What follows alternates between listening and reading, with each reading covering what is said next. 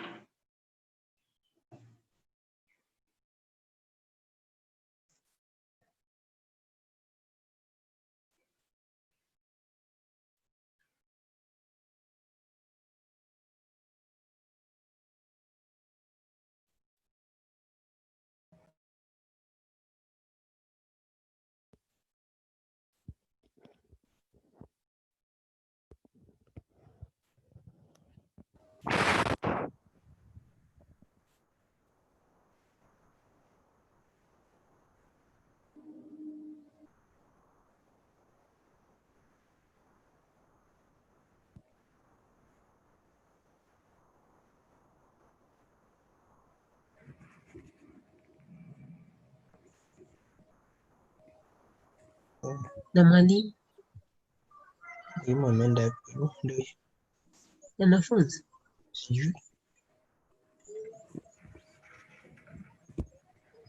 ndio hiyo. Hebu sit there, don't straight.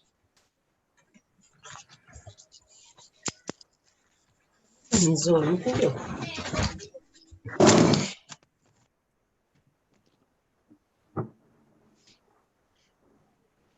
You don't have a book, you don't have a pen. Hebu weka nini off kwanza.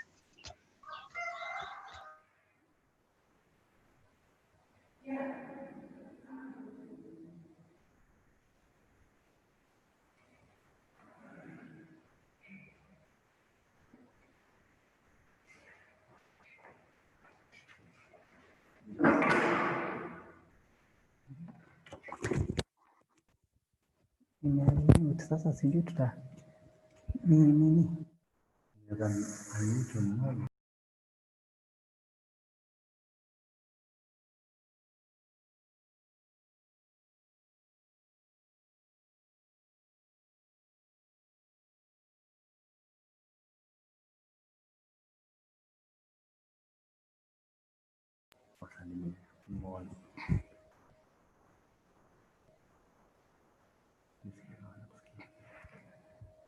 Morning. Morning. Good morning.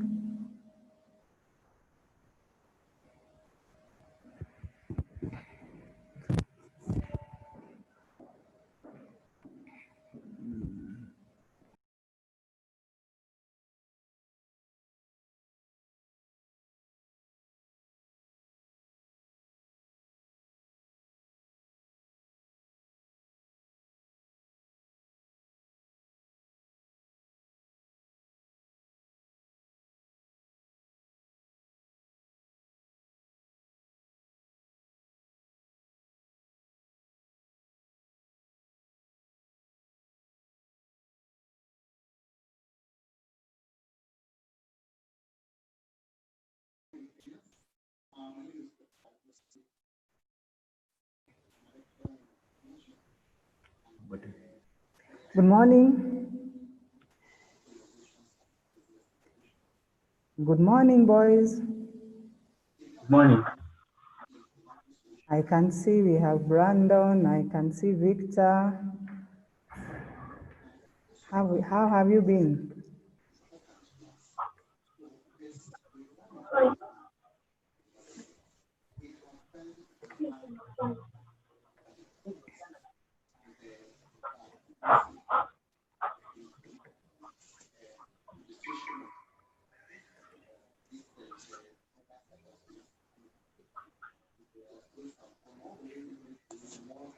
Elma, good morning.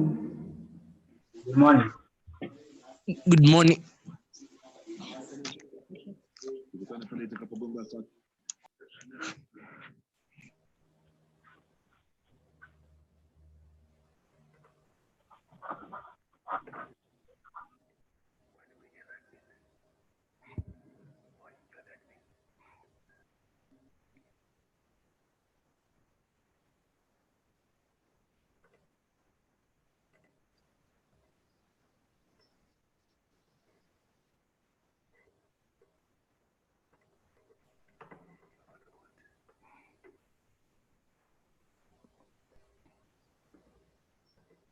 Tim, good morning.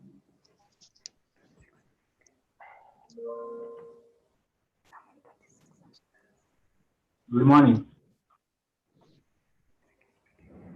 How are you people? How have you been? Fine, thank you. Good. So we'll just give maybe a few minutes to see if we'll have more of us join. Then we can start. Meantime, we can be finding out how we've been faring. We thank God for this far. And we keep praying that we may stay safe. And I really hope to see you people soon. So how has the holiday been?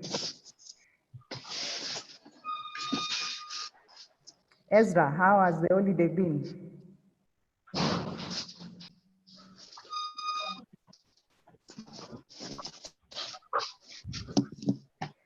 Jerry?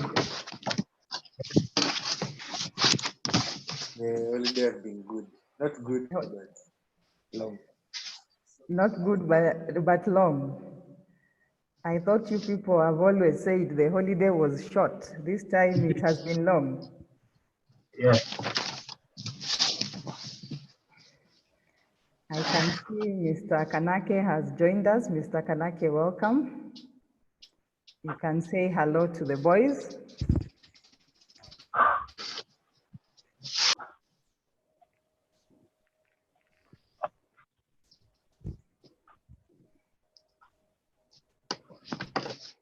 Mr. Kanake, please say hello to the boys.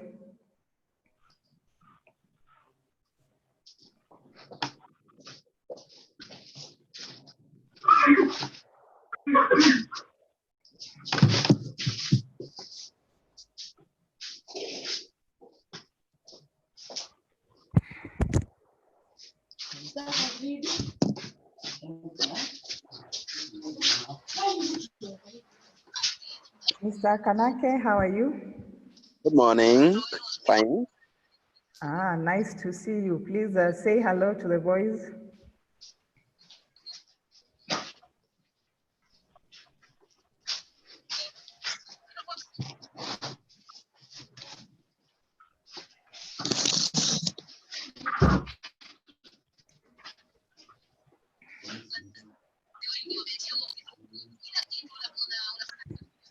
So I think we'll give the rest like 3 more minutes so that we start at exactly, I think 8:15 we can start.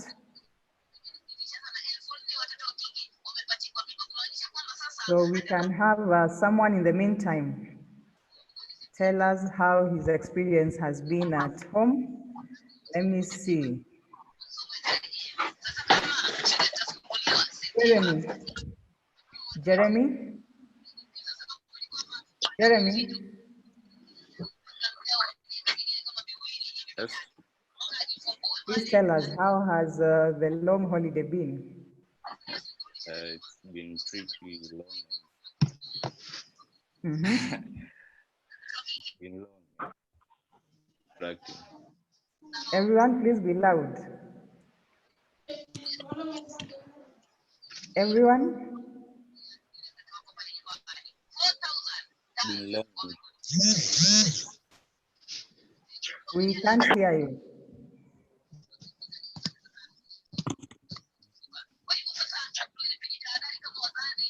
Jeremy, yes, we are listening.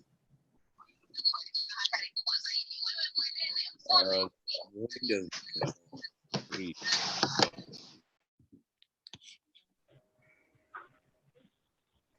Derek Waweru, how has the holiday been? It has been long. It has been long. Yes. With no much Sorry? with no much anticipation With no much anticipation. because we are all staying indoors. You're not being? Because we are all staying indoors. Ah, we pray to God that all shall be well, and we really thank God for this far. Let me see. I can see Anyona, yes. Anyona, how has the holiday been?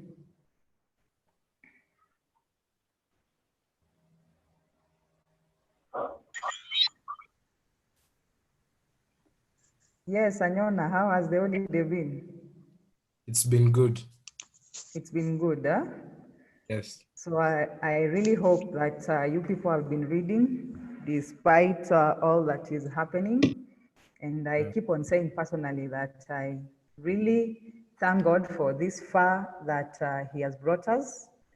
Indeed, we really praise Him for everything. And we really Sorry, the thank internet Him. and I aren't talking right now. And we really thank Him for everything. So I think if okay with everyone, we can start.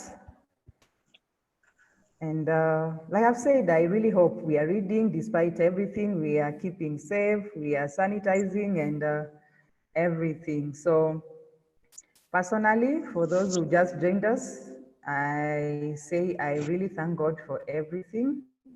And we keep praying that He keeps us safe and sees us through whatever is happening. So I want us, there's this paper that we sent for end of term. The paper that we sent for end of term, I hope that we all were able to do it.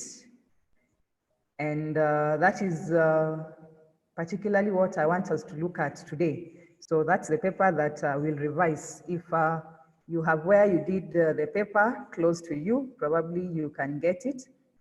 I will try and share the screen for the purpose of probably those who don't have the questions, but I hope you can find wherever you did the questions so that we can take, we can do some revision on that paper.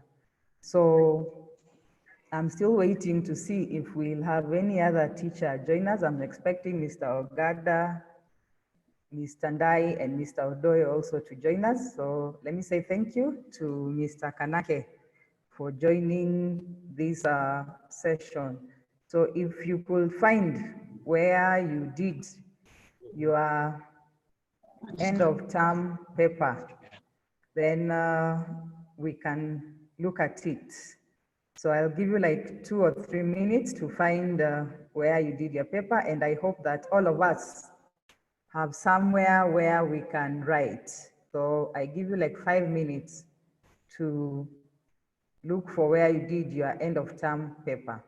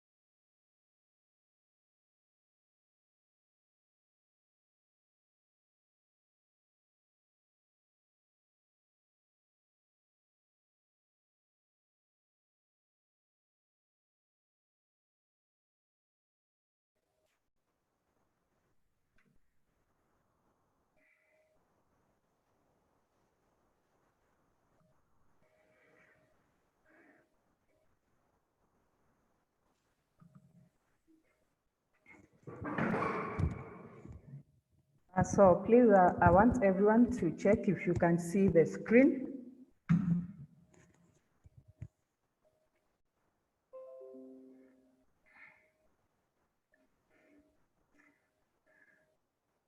Please, if you can see the screen, say something. Yes, we can see the screen.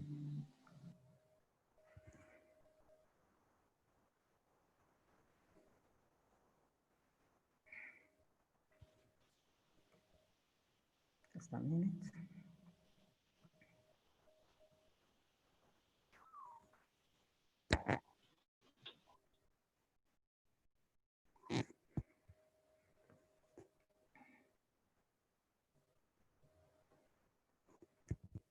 Just give me a few minutes.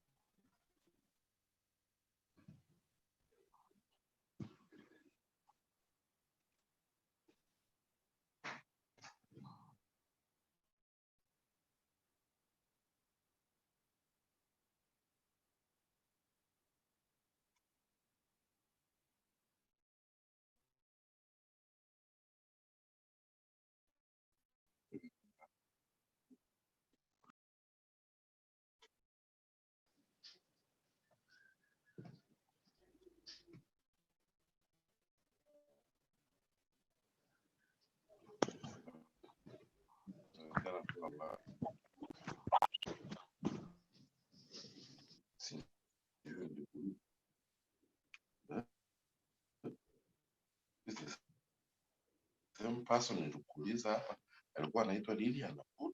Nani you said you don't know? Hapana. Wow.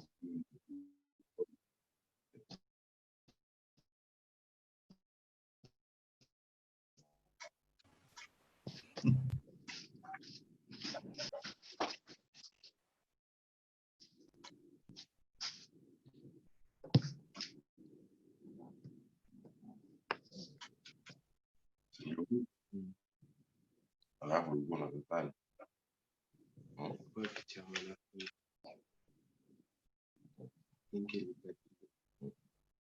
picha yake kwa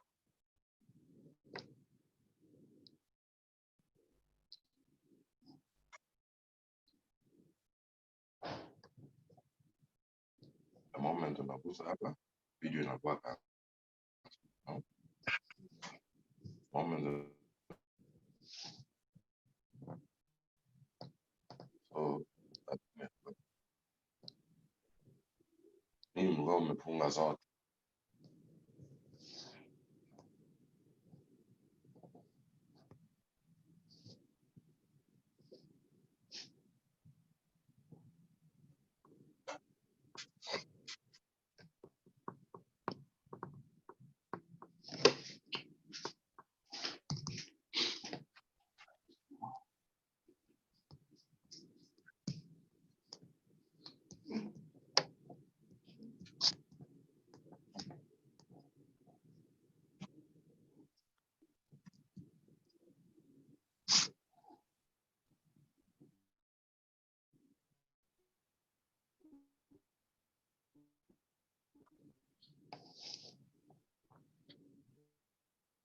Kwa kuangalia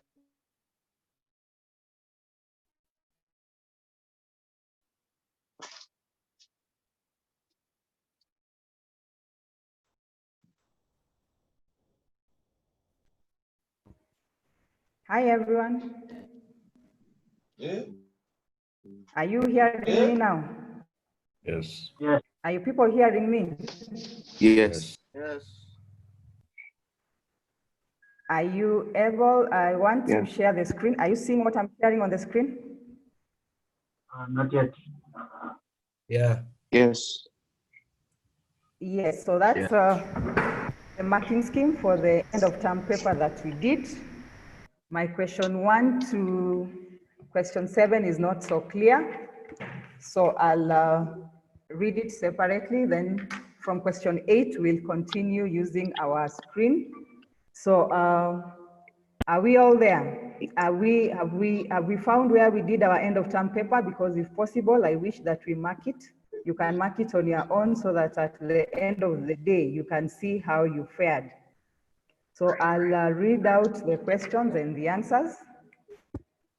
I'll read out the questions and the answers. So in case I'm too fast, please let me know. In case I'm too slow also, please let me know. So we go to question 1.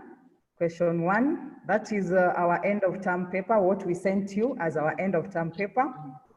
Question 1, we have identified the main method used by archaeologists to obtain historical data. Identify the main method used by archaeologists to obtain historical data. That is excavation. Identify the main method used by archaeologists to obtain historical data. Excavation. Question 2, name the tools. Name the tools made by man in the New Stone Age period. Name the tools made by man in the New Stone Age period. Remember, we have the Old Stone Age, the Middle Stone Age, and the New Stone Age. So the tools that were made by man in the New Stone Age period, we have microlithic tools. Microlithic tools. In the Old Stone Age, which tools did man make? I can see Derek. In the Old Stone Age, which tools did man make?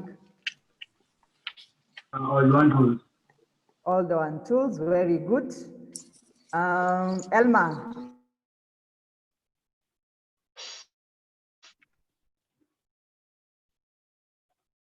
Yes.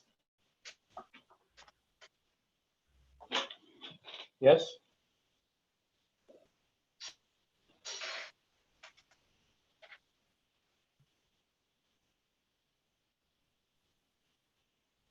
Yes, madam.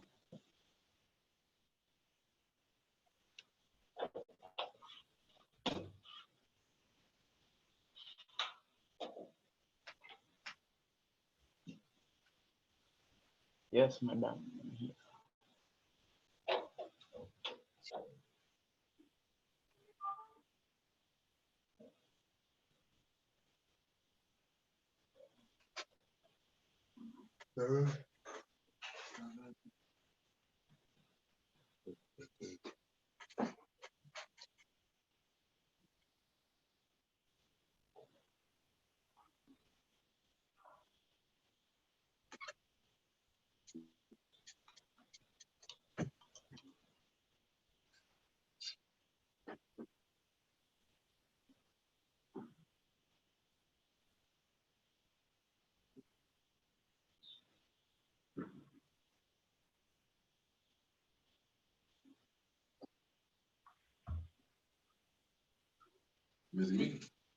Mwalimu amejimia.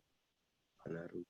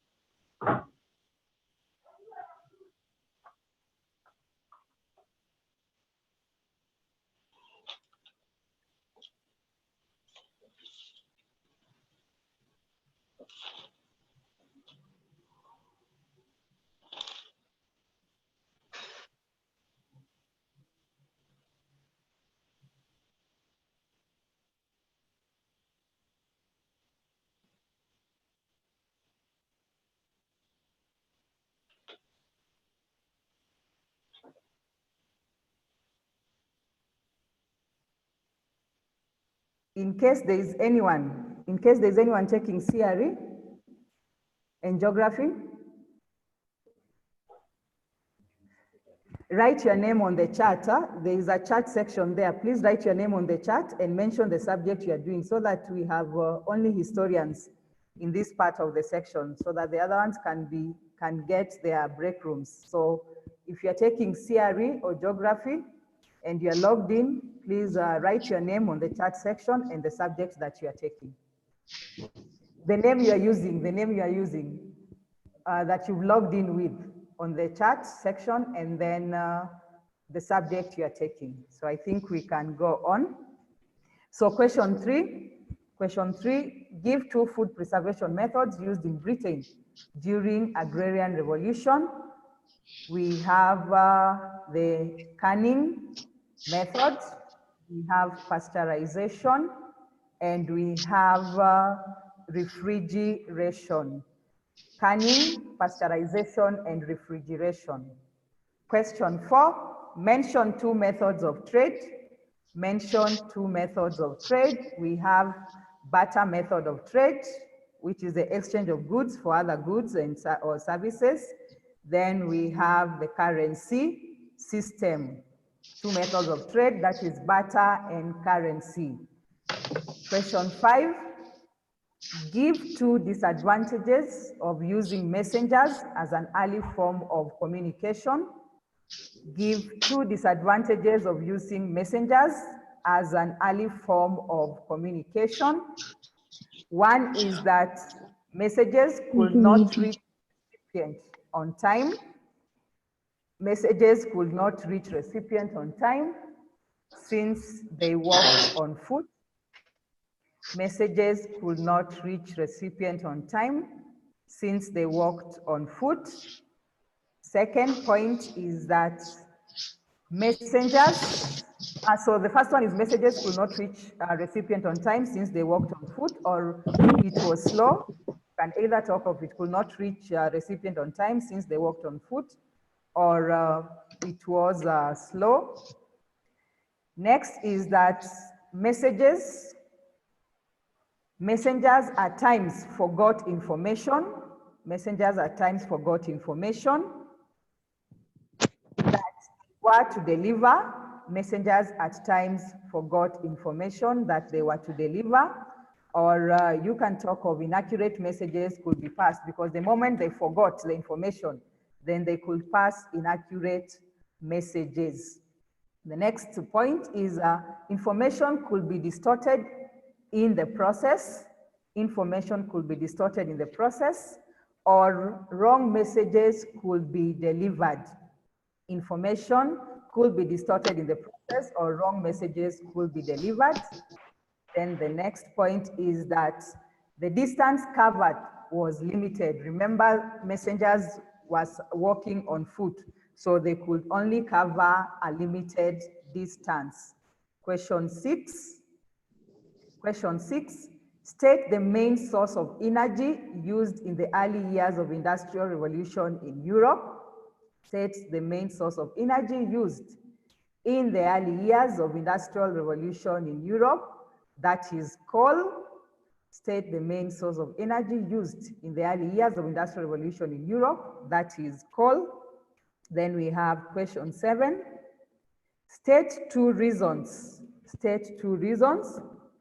State 2 reasons for the decline of Meroe. Remember, when we discuss urbanization, we look at factors for growth, and we also look at factors for decline of those early urban centers. So reasons for decline of Meroe, one we have rise of Axum kingdom, that is AXUM. So the Axum kingdom, we are told, developed in the east, so it denied Meroe access to the Red Sea, and we know the importance of the Red Sea in terms of transportation and all that. Rise of Axum kingdom, which developed in the east of Meroe to deny her access to the Red Sea. Then the next point is increased desertification due to deforestation. Increased desertification due to deforestation. Increased desertification due to deforestation. So that is question 1 to 7. I said it was not clear on what I was sharing on the screen. So now we can continue with what we are doing. So you can look up the screen. So question 8, main economic activity of the Shona. Main economic activity of the Shona, that is agriculture. Main economic activity of the Shona. So the Shona had several economic activities, but the main one was agriculture, that is crop cultivation and rearing of animals. Then we have question 9, 2 sources of the British Constitution.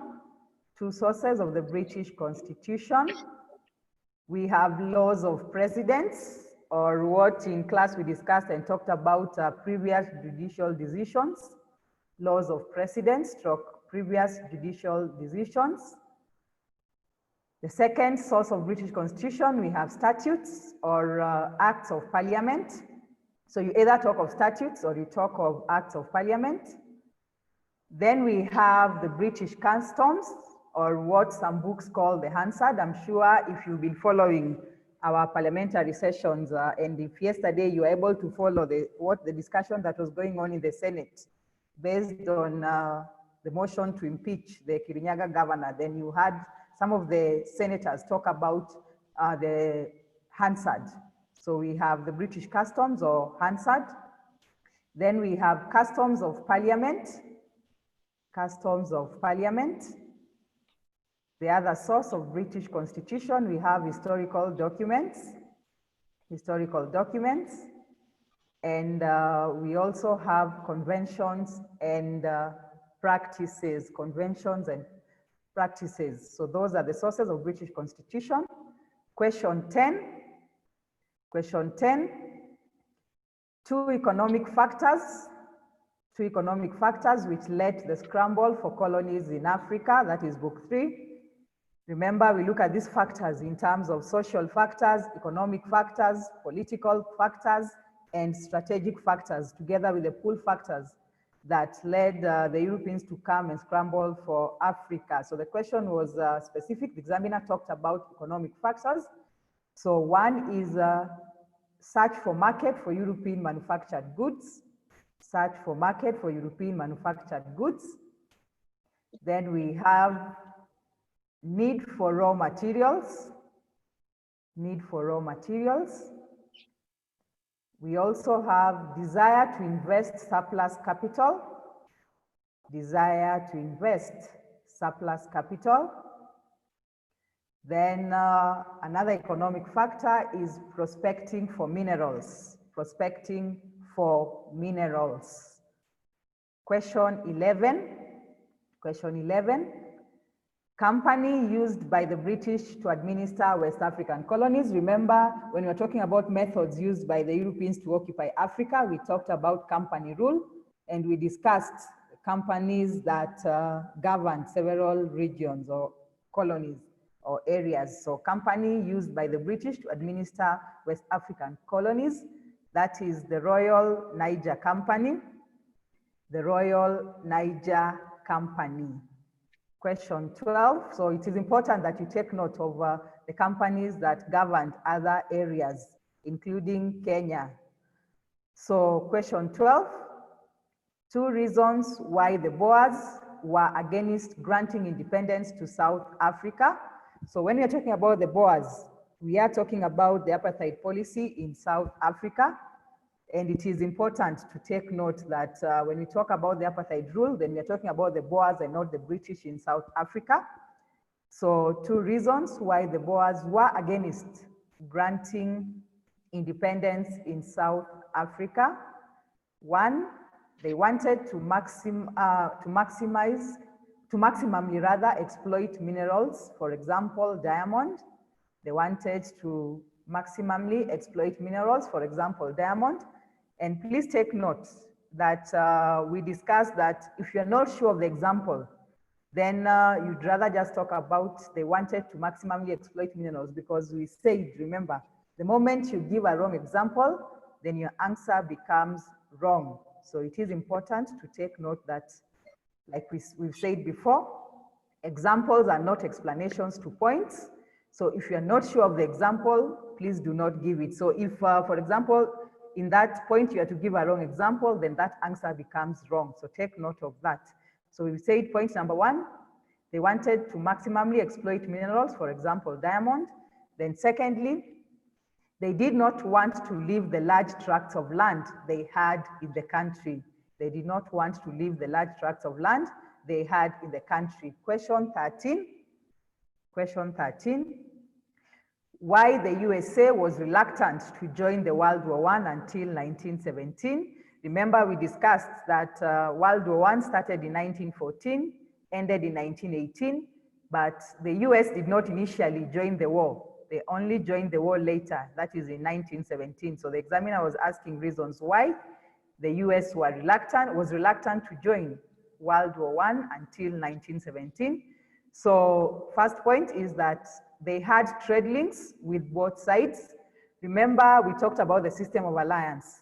So there were the Central Powers and there were the Allied Powers. So what you're saying is that the USA was trading with both sides. That is, it had trade partners among the Central Powers, and it also had trade partners within the Allied Powers. So initially it was reluctant to join the war. Secondly, it was in line with the Monroe Doctrine of 1823. It was in line with the Monroe Doctrine of 1823 of non-involvement in European affairs. Remember, the US had what we termed as the isolationist policy, that they were not to interfere with in any way in the European affairs. So that is the doctrine they were holding. That is the Monroe Doctrine of 1823, or you can talk of the non-isolationist policy. Then we have the war had not interfered with USA in any way. Remember, initially it had not interfered with them, meaning that the US felt that they need to keep away from the war because it had not interfered in any way with them in terms of their affairs. Then last but not least, they had nationals from both sides, hence the fear of the war being fought in her soils. They had nationals from both sides, hence the fear of the war being fought in her soils. Remember, in US, it had citizens of German origin, as well as citizens of other origin. So it felt that if we join on the Allied side, and we have citizens from that side, if we join on the Central Power side, and we have citizens of German origin, then what does that mean? So those are the reasons why initially the USA had not joined the war.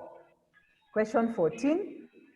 2 permanent members of the League of Nations, and take note, the question was asking League of Nations and not United Nations.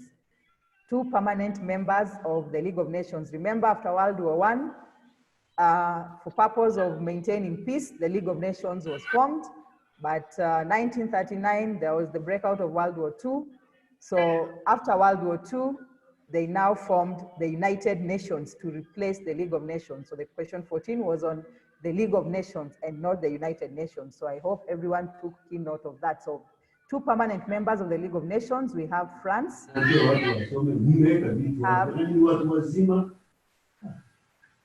we have France, we have Britain, we have Japan, and we have Italy. France, Britain, Japan, and Italy. Those are the permanent members of the League of Nations, and it is also important to note during your revision, look at the permanent members of the United Nations. Question 15, immediate cause of World War II. Immediate cause of World War II, that is Germany's invasion of Poland. If you read our book, you'll find that 1st September, I think, if the date is correct, you can confirm that. 1st September 1939, that is September 1939, Germany invaded Poland. So that is the immediate cause of World War II. Remember, when we're discussing the World Wars, we look at the long-term causes, then we look at the immediate cause, both World War I and World War II. So immediate cause of World War II, that is Germany's invasion of Poland. Can anyone tell us what was the immediate cause of World War I? Any volunteer, please tell us. The assassination of That's who's giving us the answer. Please let us know your name. Elma. Elma, yes, Elma. The immediate cause of World War I. Assassination of Archduke Ferdinand Franz. Very good. The Sarajevo assassination, or you talk of assassination of Archduke Ferdinand Franz in Sarajevo together with his wife. That is good. I can see we still have our history in our fingertips. That means we've been reading. That is good. Keep up. Question 16. One agency of the United Nations that deals with world health. One agency of the United Nations that deals with world health. That one, let's have an answer. That is the World Health Organization. And please take note, we talked about abbreviations. In 2018, the examiner asked, 2018, the candidates were asked to identify 2 financial institutions that were formed by the United Nations after the World Wars. So all those candidates, the answer, of course, one of the answers was World Bank, then the second answer was International Monetary Fund. So all the candidates who wrote abbreviation, all those who wrote IMF in terms of abbreviations, they did not score. They scored 0. So please take note of that. Are we clear? Are we clear on that? Let me get some, yes. Are we clear on that? Yes. Yes. Yes. Thank you. So please, we've always said, avoid abbreviations. So if you were to write anyone, and if you're marking your work, if you wrote WHO in terms of abbreviations, please give yourself a zero. Do not mark it as correct. Are we clear on that? Anyone? Yes. Anyone who abbreviated WHO, please let's hear. Anyone who abbreviated? Tell us your name, be honest. The Bible says that we should be honest. So anyone who wrote WHO in terms of abbreviations? Chris, did you abbreviate? Elma? No. Yes, I did. No, I did not abbreviate. I wrote all You wrote it in full? Yeah, I wrote it in full. Okay, so I really hope. Jojon, did you abbreviate or you wrote it in full? Jojon?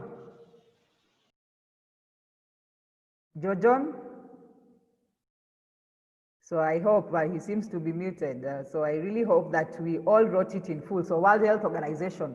Question 17. one way in which Cold War contributed to the rise of the non-aligned movement. Remember, we discussed Cold War, and we talked about capitalism and communism, and we said that the West was the USA, and the ideology was capitalism. The East was USSR, and that is the former Soviet Union, and the ideology was communism, and the African states, together with some Asian states, together with some other states, they came together and said that we do not want to align ourselves with capitalism, neither do we want to align ourselves with communism. So they formed what we now call the non-aligned movement. So the question is asking one way in which Cold War contributed to the rise of the non-aligned movement. So one is need to pursue independent policies in international affairs, need to pursue independent policies in international affairs, because we are saying, they were saying we are not going to align to capitalism, neither are we going to follow the ideology of communism. Then the second point is need to benefit from both powers, because they knew if we align ourselves to the East, then the West will not give us aid or support. If we align ourselves to the West, the East will not support us. So we are talking about need to pursue independent policies in international affairs. Then secondly, need to benefit from both sides. So that was section A. We moved to section B. So I know the instructions were answer any 3 questions in this section, but I hope because you are doing some kind of revision, you answered all the questions. So we'll revise all the questions. So question 18, 5 reasons why early man began domestication of crops and animals. 5 reasons why early man began domestication of crops and animals. And remember, we said, when it is a close-ended question, when the examiner has asked you to give a certain number, like this one was a close-ended question because the examiner has asked you to give 5, then you are supposed to strictly give 5 and not more than 5. So I hope we followed those instructions. So point number 1, need to support the growing population. Need to support the growing population. Secondly, hunting had become tiresome. Hunting had become tiresome. We also have competition for food between man and animals. So the men were fighting for food, and also the animals were fighting. So if we give an example of an antelope, for example, man was hunting the antelope, the animals were hunting the same antelope. So we're talking about competition for food between man and animals. Then change of climate, which made animals move away from man. Change of climate, which made animals move away from man. Then hunting was unreliable or insecure. Remember, we've looked at disadvantages of hunting as an economic activity. At times, man could be attacked, and among other issues. So hunting was unreliable or insecure. Then natural calamities. We have natural calamities, for example, bushfires and floods sometimes destroyed vegetation. Natural calamities, for example, bushfires and floods sometimes destroyed vegetation. Then we have development of sedentary lifestyle by man.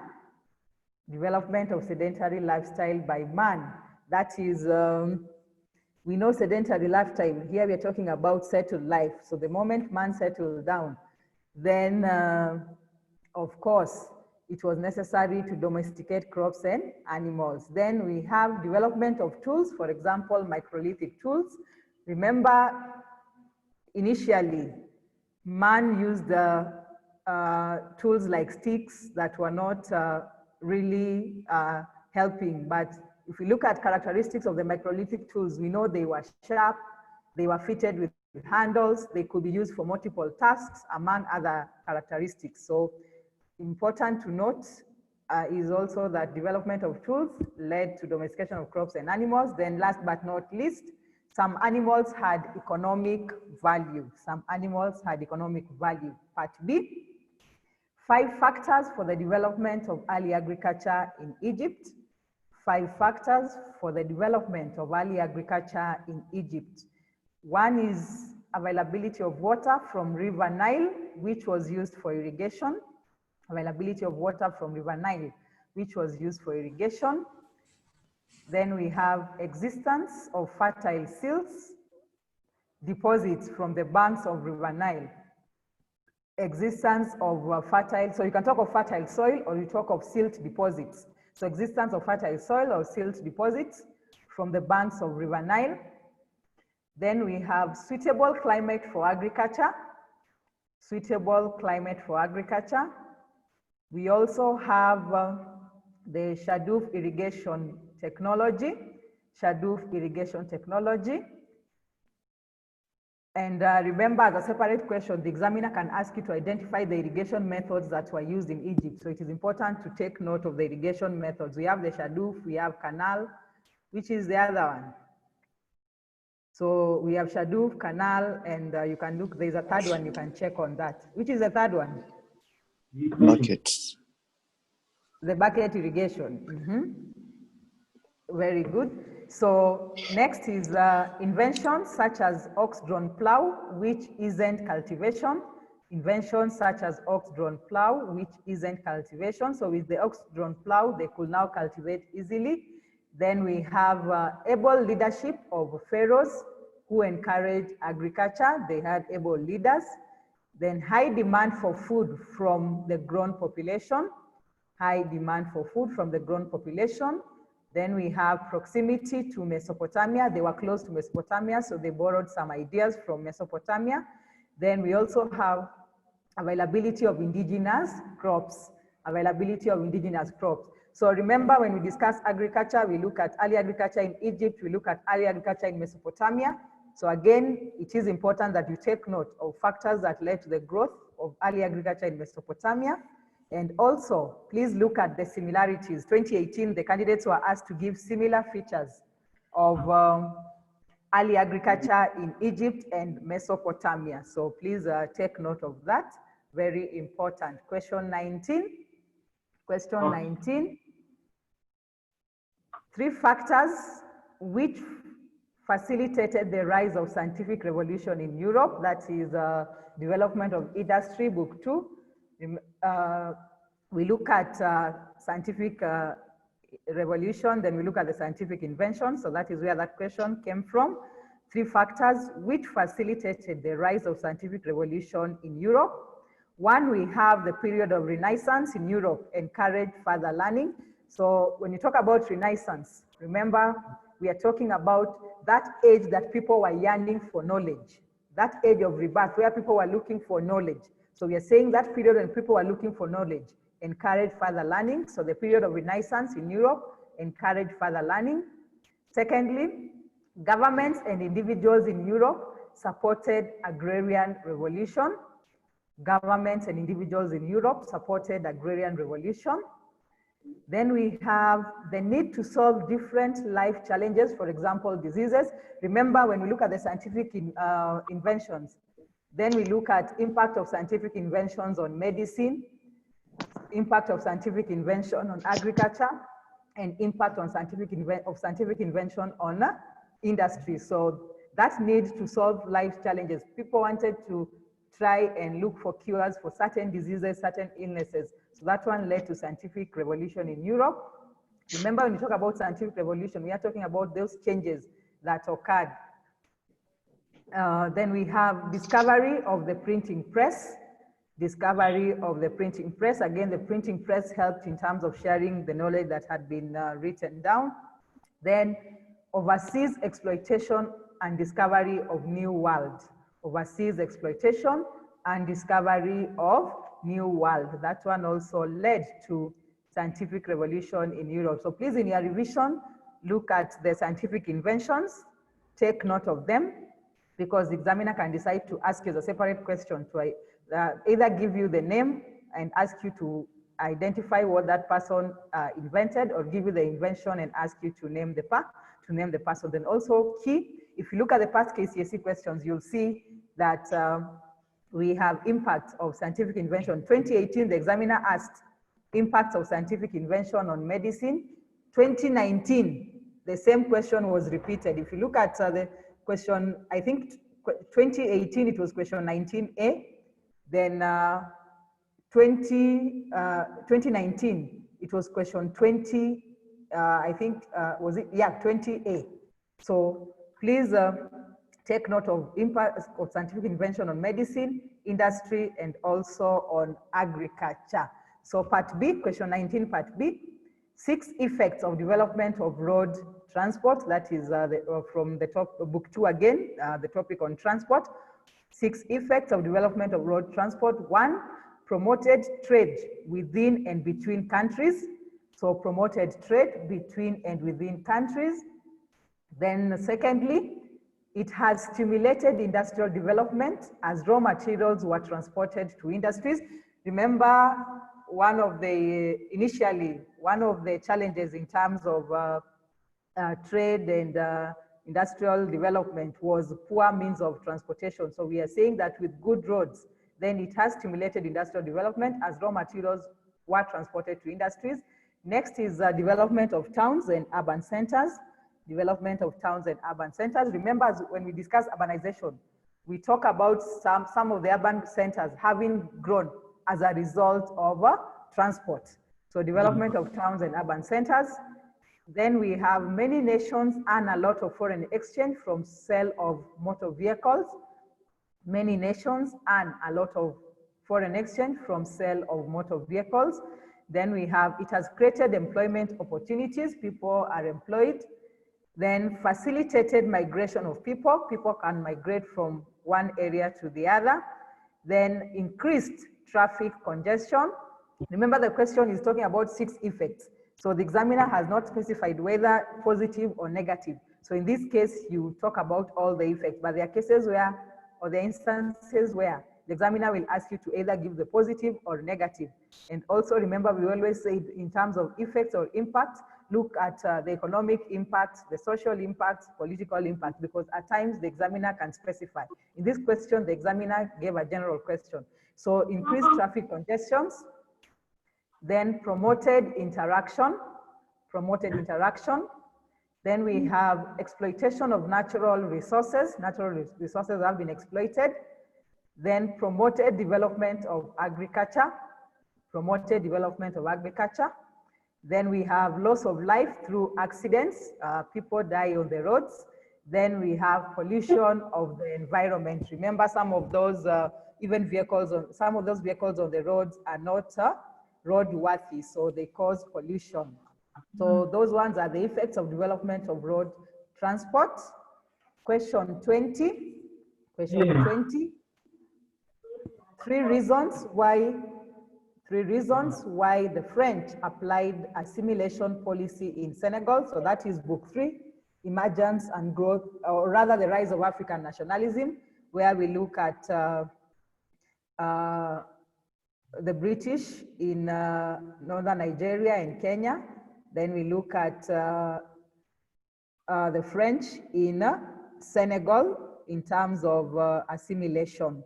So reasons why the French applied assimilation policy in Senegal. 1, there was high percentage of mulattoes in Senegal. Remember, mulattoes, we say these ones are people of mixed parentage. So there was high percentage of mulattoes in Senegal. So there were people who are of mixed parentage. They were Senegalese. Well, maybe one of their parents is Senegalese, the other one is French. So there were those people. So it was easy to assimilate them. Then secondly, Africans in the 4 communes. And which were these 4 communes? Brandon. Gori. Rufus. Give us the 4. Rufiski. The third one? Dakar, very good. And the 4th one? Dakar. Saint what?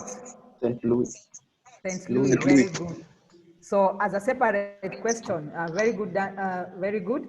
As a separate question, remember the examiner can ask you to identify the 4 communes where the policy of assimilation was applied in Senegal. So it is important to take note of those 4 communes.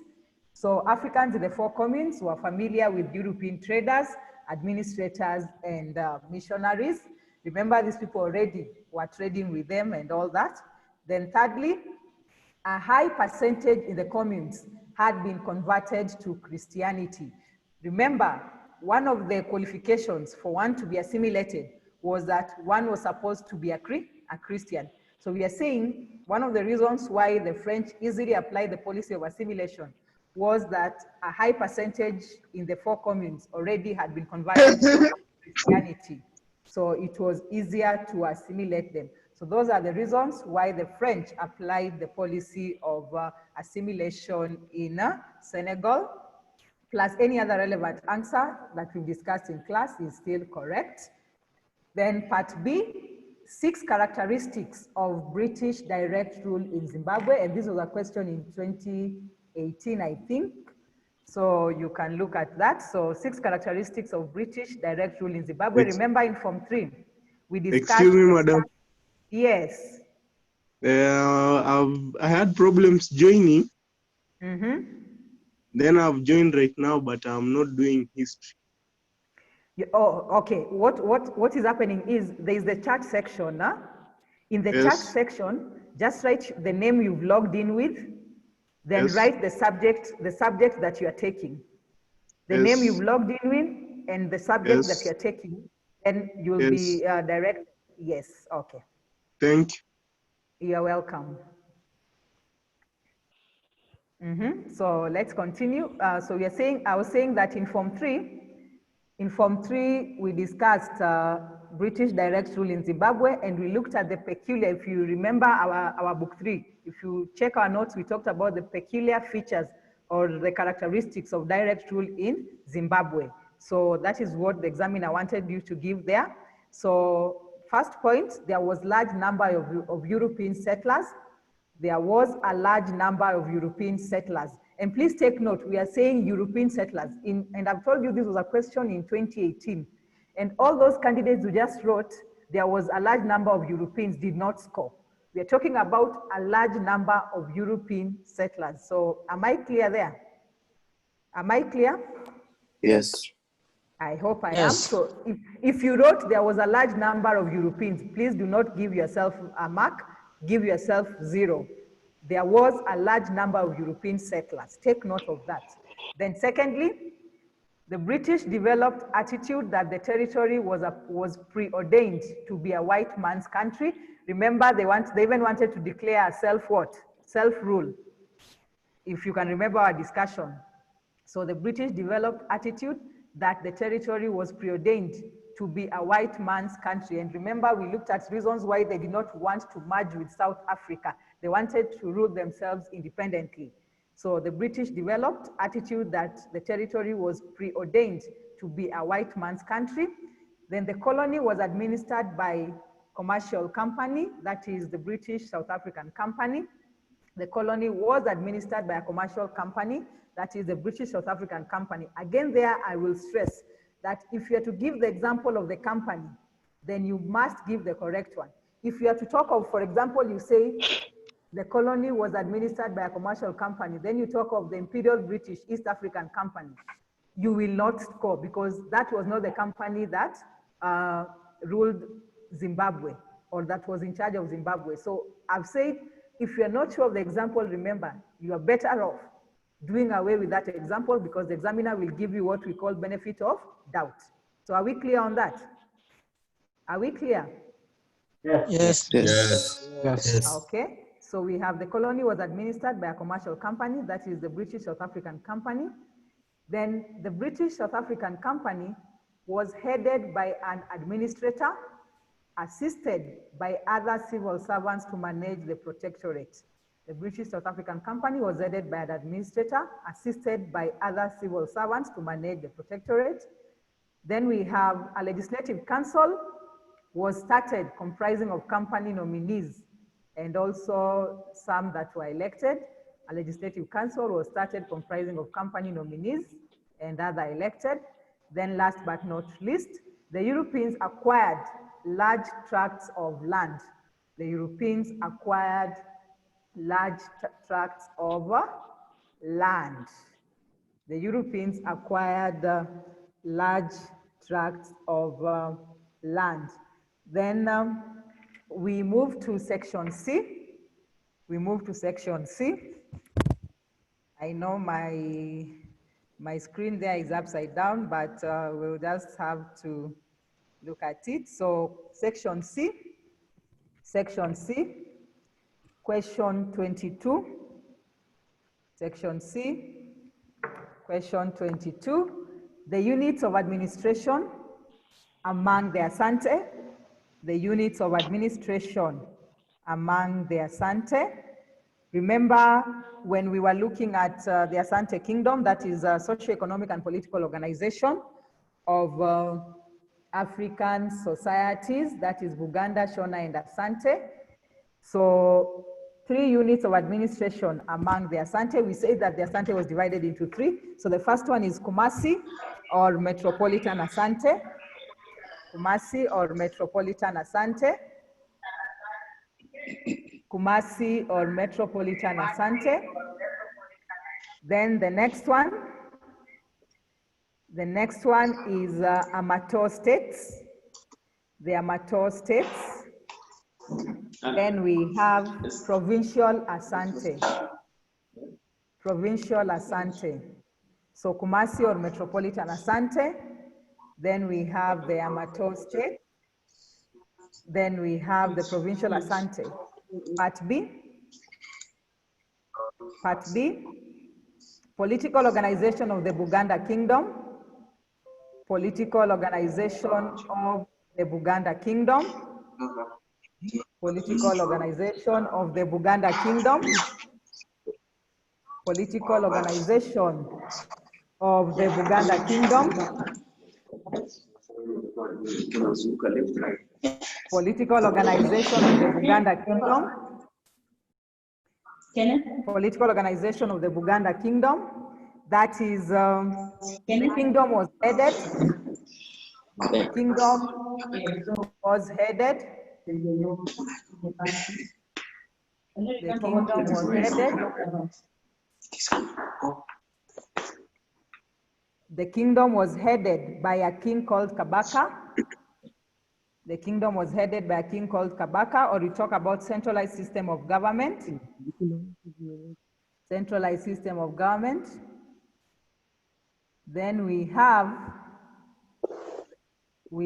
that, the next one is the kingdom had a hereditary system of leadership. The kingdom had a hereditary system of leadership. Then we have Kabaka was the final court of appeal. Kabaka was the final court of appeal. Kabaka was the final court of appeal. Kabaka was the final court of appeal.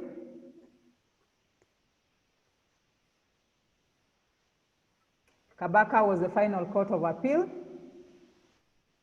Then we have the kingdom had positions. The kingdom, Kabaka was the final court of appeal. Then we have Kabaka was assisted by the Queen Mother and the Queen Sister who advised him. Kabaka was assisted by the Queen Mother and the Queen Sister who assisted him. Then we have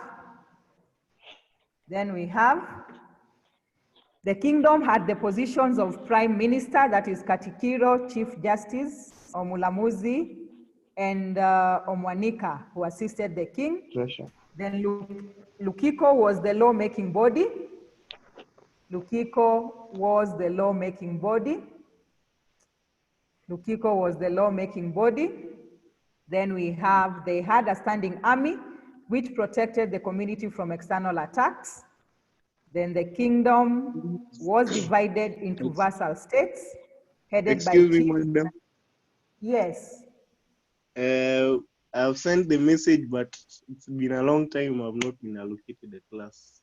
Which subject do you take? Geography. Geography, Mr. Ombira was to inform you. Sorry, geography will be on Friday. Today, we are doing history and CRE. Wow. Sawa. Are we clear? Am I clear? But it's still important because we need to know who's taking geography so that he allocates early in advance, huh? Yes, thank you. Okay, you're welcome. So let's continue. Sorry for that. So we are saying that the kingdom was divided into vassal states headed by chiefs called Batangole. Then kingdom divided into counties called Sazas headed by Saza chiefs. Divided into counties called Sazas headed by Saza chiefs. Then Sazas were further divided into Gombolalas headed by Gombolola chiefs. Divided Gombololas headed by Gombolola chiefs. Then the Gombololas were divided into Milukas, headed by the Miluka chiefs. So remember, as we are discussing the Baganda, you need to know the difference between the Bataka and the Lukiko. And also you need to know the functions of the Lukiko and the functions of the Kabaka. That is very important because you can get them as separate questions. Question 23, 3 activities of Adolf Hitler that led to outbreak of World War II. 3 activities of Adolf Hitler that led to the outbreak of World War II. Remember World War II, as the causes, we look at the rise of dictators, and one of those dictators was Adolf Hitler. So 3 activities of Adolf Hitler that led to the outbreak of World War II. One is nationalistic ideas of encouraging German nationals in other parts of the world. Nationalistic ideas of encouraging German nationals in other parts of the world. We discussed about nationalism and we said is that sense of nationalism, the fight for your freedom.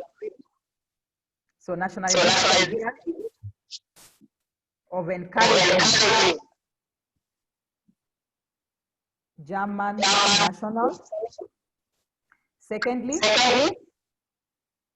territorial expansion leading to invasion of neighboring countries. Territorial expansion leading to invasion of neighboring countries, for example, Poland. And again there, remember, I'll keep on insisting, if you're not sure of the example, please avoid it as much as you can. Territorial expansions leading to invasion of neighboring countries, for example, Poland. Then his disregard to terms of the Versailles treaties. Remember, we talked about Versailles treaties. These were the peace treaties. All the peace treaties were joined to form one, and they were given the name the Versailles treaties. So Hitler, we are saying, disregarded the Versailles treaty because it talked about cutting down on arms. But what happened is that Hitler kept on rearming Germany. So we talk about his disregards in terms of the Versailles treaty or rearmament. Then last but not least, formed alliance with Italy and Japan. Hitler formed alliances with Italy and Japan. So part B, 6 social effects of World War II. 6 social effects of World War II. 6 social effects of World War II. 6 social effects of World War II. Remember, when we were discussing in class, we looked at them in general, that is effects of World War II. But here now the examiner has specified and asked you to give the social effects. That's why I keep on saying it is important to take note. Once we discuss impacts or effects, then look at which ones are social, which ones are economic, and which ones are political. So one, we have the war led to massive loss of lives, because when you talk about social, then we are talking about the social aspect of history. Here we talk about traditions, values, and culture of people. So I'll be quick because I can see time is not on our side. I know our time is supposed to be 9:20. We stop at that point. So the war led to massive loss of lives. Then we have, it led to displacement of people. People suffered psychologically and emotionally due to loss of loved ones. Advancement in surgery as process of treating the injured during the war. Remember, during the war, people were injured, so surgeries were performed. Bitter feelings and mistrust among countries that fought. Bitter feelings and mistrust among countries that fought. Then we have development of in the field of medicine. Development in the field of medicine. Then we have radioactive substances emitted by bombs led to change in genetic makeup. Radioactive substances emitted by bombs led to change. Then we have the war led to change in the status of women as they became the custodians of families at this period. So men went to fight, so women became custodians of family. Then the war also led to permanent body ill health through deformations and other illnesses, hence leading to shortening of life. Then last but not least, high costs of living. So last question, that is question 24, will be quick. 3 economic ways in which nations relate to one another. 3 economic reasons in which nations relate to one another. So we can go back to the screen. 3 economic ways in which nations relate to one another. Remember, we discussed that nations relate politically, diplomatically, socially, and economically. So the question was in economic ways of relations. That is trade, foreign aid, provision of loans, sorry. Then we have provision of grants. Remember, there's a difference between loans and grants.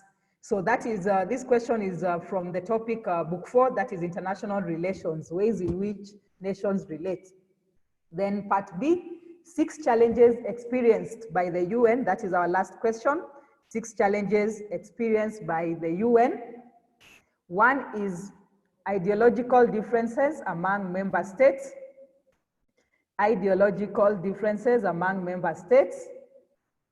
Then we have, hi, hello? Hello? Yeah, hello. Okay, I wanted to see that people are still there. So ideological differences among member states. Then we have nationalism with the states giving preference their own challenges at the expense of those of the organization. Remember, as nations, like for example, if we give our own example, in Kenya, we are a member of the United Nations. We have our own interests as a country. So we tend to give our interests priority as compared to what the United Nations is directing. So nationalism with states giving preferences to their own challenges at the expense of those of the organization. Then we have insufficient funds to carry out the activities, border disputes among member states, Then we have mass production of weapons is a threat to world peace. Then remember, the main reason for the formation of the UN is to maintain world peace and security. So production of weapons is a threat to world peace. Then delayed remittance of funds by members. Lack of machinery to enforce its decisions. Like for example, we talked about the UN does not have its own military. So it has to rely on member states to give whenever there is peacekeeping missions. Then we have divided loyalty, as the members of the organizations also belong to other international organizations. So I'll still use our example, Kenya. We are a member of the UN. We are a member of the African Union. We are a member of the East African Community. So we tend to divide our loyalty. At times we tend to lean towards the African Union or the East African Community, other than leaning on the side or on what the United Nations wants. Then we have the feeling by small powers of being dominated by the permanent members. So we have the permanent members of the UN. We have USA, we have Russia, we have Germany. So we have France. Those permanent members, the other countries feel that they are being dominated by the permanent members, and that's why actually some of the countries are fighting to get slots, or they're saying that the permanent members should be enlarged, not only 5, but maybe to increase the number. Then the feeling by small powers of being dominated by permanent members. Then regional conflicts among member states. Then we have terrorism is a great threat to the organization, as it affects the peace of the entire region or the entire world. Then lastly, its decisions have often been ignored by some members, hence perceived to be just ruling a section of states, more so small powers. So at times the UN comes up with a decision, but the countries ignore and they go ahead and do what they want other than follow the directions of the United Nations. So that was our end of term paper. So I hope that at the end of the session, you'll be able to do a tally and find out what you got in terms of the general score. So that is the end of our revision today. So please, my request will be keep reading. Are we listening? Keep reading. Are we together? Yes. Yeah. Yes. Yeah. Remember, our operation is, what is our mean target? 11.5, huh? Yes. Yes. We hope to do 12 if possible. So please keep reading. Are we clear on that? Yeah. Yes. Keep reading. Still within the WhatsApp group, keep posting questions. I'll keep posting the papers for revision. In case you've not joined the WhatsApp group, please do join. So we'll keep on posting the revision papers there. So I wish you well. I wish you well. And please keep safe, sanitize, and keep social distance. And remember our motto, Operation Leader History. Yes. So our next lesson will be on Monday. Next, we have GHC lesson on Friday, but that will be geography. Theory students will be told if they still have a lesson, but our next lesson for history will be on Monday. So please have that in mind, and please say hello to your parents and wish you well. Thank you, and keep safe. You too. You too. Thank you. Thank you. Corona. Well done, madam. Well done. Okay, thank you. Have a wonderful day, and God be with you all. Teacher Salimia, the Alliance High School environment. I will. Same. Okay, bye-bye. Have a good day, and please keep reading, huh? Yes. Yes, bye. Okay, bye. Bye.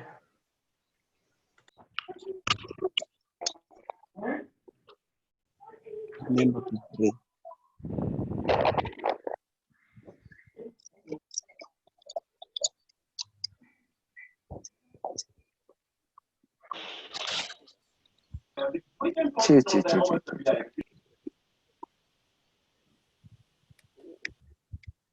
Misati nyamaza. Niona mwanzo unachoma. Everybody tucked in bed. Maturado. Kuna Kujibuda mnenaji. Waweru. Kopo. Sasa tuna resume side bama. Acha ufale. Taratibu mnyamaze buda. Kama mnapiga kelele kila mahali. Hey, people, attention. Good morning. Morning. Yeah, this is Mrs. On Watch. I'm here to take you through the functional writing. Are we ready? No. Yes. So let me give you like 2 minutes. Get your English materials so that we can start. We will be doing CV writing. So please take your writing materials and your revision book so that we can start. Yes.